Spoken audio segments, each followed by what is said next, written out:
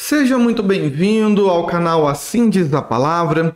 Se você deseja montar um esboço de pregação sobre a viúva de Naim, eu quero te convidar a assistir este vídeo completo. Nós vamos tratar o contexto e também exemplos práticos que você pode estar utilizando no momento que você está ministrando a palavra de Deus. Para quem não me conhece, eu me chamo Luiz e neste canal nós temos esboços de pregação para ser uma inspiração para você, estudos bíblicos e dicas para pregadores iniciantes e também para aqueles que desejam desenvolver o seu chamado. Se você ainda não é inscrito, se inscreva, porque nós temos novos vídeos todas as segundas, quartas e também às sextas-feiras. Vamos lá. O texto base se encontra em Lucas, capítulo 7, o versículo 11 ao versículo 17. Esse é o único texto que fala sobre a viúva de Naim e nós vamos tratar neste vídeo o contexto da mensagem e também um esboço de pregação passo a passo, com começo, meio e também o fim, que é a nossa conclusão, tá bom? Vamos lá. O contexto, primeiramente, antes de entrarmos no esboço, nós temos que levantar algumas informações importantes a respeito deste texto. O primeiro deles, que Naim era uma cidade, não era o nome de uma pessoa, tá? Então, quando se fala a viúva de Naim, está falando da viúva que morava naqueles dias na cidade chamada Naim, que era uma cidade bem pequena, que alguns estudiosos falam que era até mesmo um vilarejo e ficava aproximadamente 10 quilômetros a sudoeste de Nazaré. O segundo ponto é que os discípulos e uma grande multidão estavam seguindo a Jesus. Tá? Jesus havia feito milagres, já havia falado sobre o Sermão do Monte e muitos estavam seguindo a ele de perto. Aqui nós vemos também que uma viúva estava no seu cortejo fúnebre do seu único filho e que Jesus ele faz um milagre e ressuscita o filho de uma viúva, trazendo esperança, trazendo novamente uma nova chance de vida. Então este é o contexto, onde nós vamos aprender algumas lições sobre a viúva de Naim,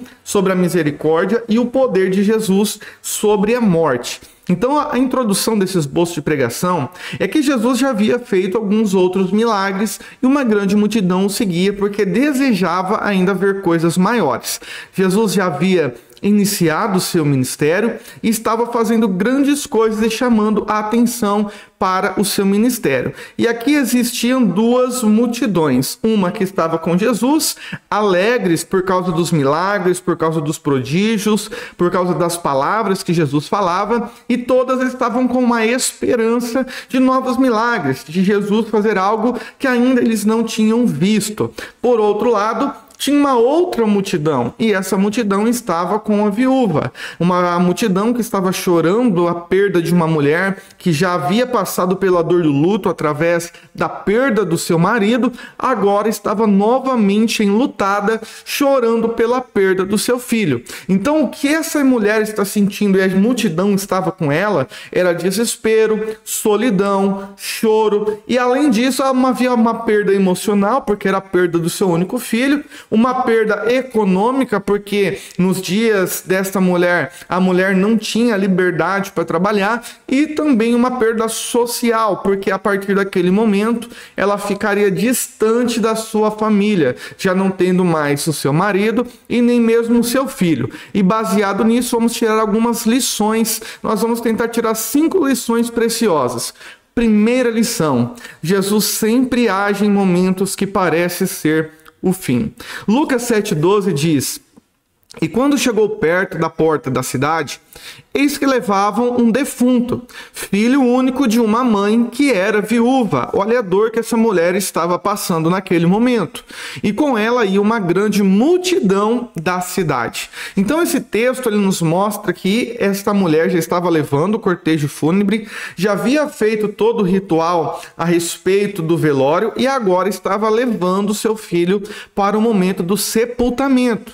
E já estava, como a Bíblia diz, perto da cidade. Então já estava nos últimos momentos, nas últimas situações desta mulher entregar o seu filho de uma vez por todas para a morte. Então aqui nós vemos que Jesus ele se manifesta já perto da porta da cidade. Jesus estava indo de encontro com a cidade e esta mulher já estava saindo à beira do momento do sepultamento do seu filho. E aqui nós aprendemos que Jesus ele age em momentos que parece ser o fim. Aos olhos humanos era impossível ser revertido a situação da morte deste jovem, mas Jesus ele chega no momento que tudo parece ser perdido, no momento que tudo parece ser o fim, e dá então uma nova esperança, uma nova oportunidade para que essa mulher pudesse viver as maravilhas de Deus. A segunda lição é que Jesus ele pode transformar uma situação de dor e pranto em milagres. Lucas 7,13 diz: "E vendo o Senhor, moveu-se de íntima compaixão por ela e disse-lhe: não chores." Aqui, quando Jesus ele está diante dessa mulher, ele sente compaixão dela e faz com que aquele momento de dor, de choro, se torne um momento onde milagres acontecem. Aqui eu posso trazer uma aplicação para as pessoas que estão ali ouvindo a mensagem que estamos ministrando, que independente da dor, do momento que elas estão passando, se enfrentando diante das lutas, diante da dor da perda, diante das portas fechadas, da dor do luto, ainda assim Jesus pode fazer essa situação se transformar em um milagre, porque Jesus ele tem compaixão. Compaixão aqui é sentir a dor de alguém. Jesus ele age no momento que parece ser o fim, ele aparece no momento onde a mulher estava conduzindo o seu filho para o sepultamento, ele sente a dor desta mulher e dá uma palavra de consolo dizendo: não chores. Esse não chores não é uma palavra vazia, não é um consolo vazio, mas é uma palavra cheia de compaixão de alguém que estava ali para transformar aquela situação de dor e pranto em um milagre para a glória de Deus. A terceira lição que eu aprendo é que a compaixão de Cristo faz ele se mover em nosso favor. A compaixão de Jesus não fez ele apenas sentir uma dor e dar uma palavra de consolo.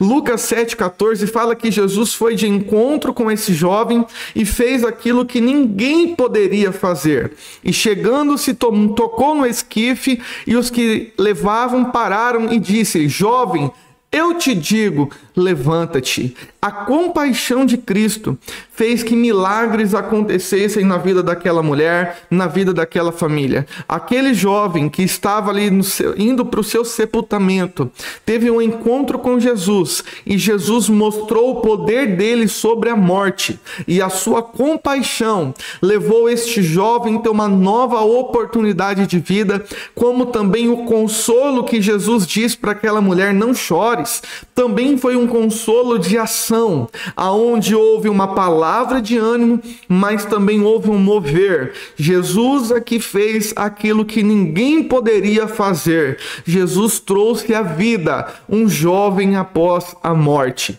Aqui aprendemos que Jesus, através da sua compaixão, ele se move em nosso favor e ele demonstra o seu poder sobre todas as situações da vida. Nem mesmo a morte pode impedir o poder e a vontade de Jesus sobre a vida de alguém.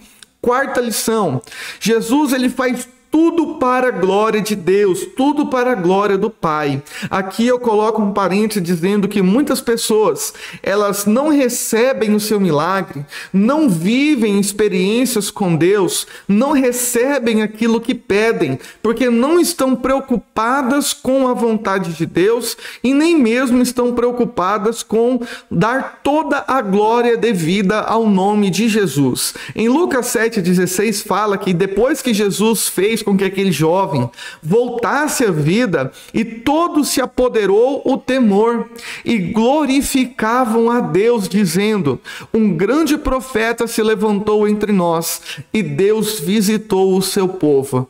Eu aprendo aqui que tudo que Jesus faz é para mostrar que Deus visita o seu povo, que tudo que Deus faz é para mostrar que todas as situações, ainda que pareçam impossíveis, podem se tornar um motivo para dar glórias a Deus, porque para Deus não existe impossíveis. O nosso Deus, ele pode fazer milagres, mas todo milagre, toda manifestação, todo o impossível que Deus faz é para que as pessoas entendam que Deus visita o seu povo. E quando Deus visita o seu povo, ele não divide a sua glória com ninguém. Ele não dá o seu louvor às imagens de escultura.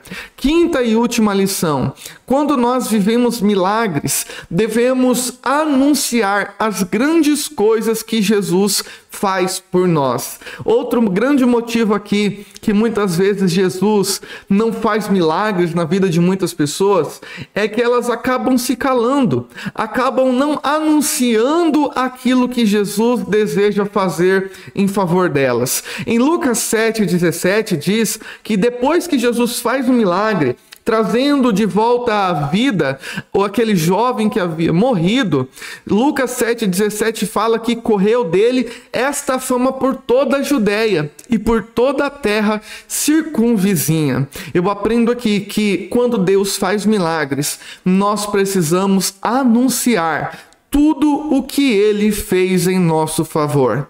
Tudo que Deus faz, tudo aquilo que é para gerar glória e louvor ao nome do Senhor, aquilo que nós experimentamos, aquilo que nós vivemos, isto não pode ser apenas para nós. Outras pessoas precisam conhecer o nosso Jesus. Outras pessoas precisam conhecer que o nosso Deus ainda faz milagres, que o nosso Deus, ele pode fazer o impossível, assim como fez conosco. E aqui eu concluo esse esboço de pregação, que Jesus pode transformar uma situação impossível em testemunho de milagres. Você pode com certeza dizer que para Deus nada é impossível, que tudo que nós enfrentamos, todas as situações que nós vivemos, servirá para dizer que Deus é bom, para dizer que nós temos um Deus que faz milagres, para dizer que nós temos um Deus que pode fazer o impossível. E por isso aqui eu quero te convidar a se inscrever em nosso canal. Lembrando que nós temos novos vídeos toda segunda, quarta e sexta, e nós temos o objetivo de treinar novos pregadores e a missão de compartilhar a palavra de Deus de forma simples e objetiva, de forma que todos possam compreender todos os textos da palavra de Deus. Que Deus te abençoe no nome de Jesus e até o próximo vídeo, assim Deus nos permitindo. Até mais e até o próximo vídeo, assim Deus nos permitindo.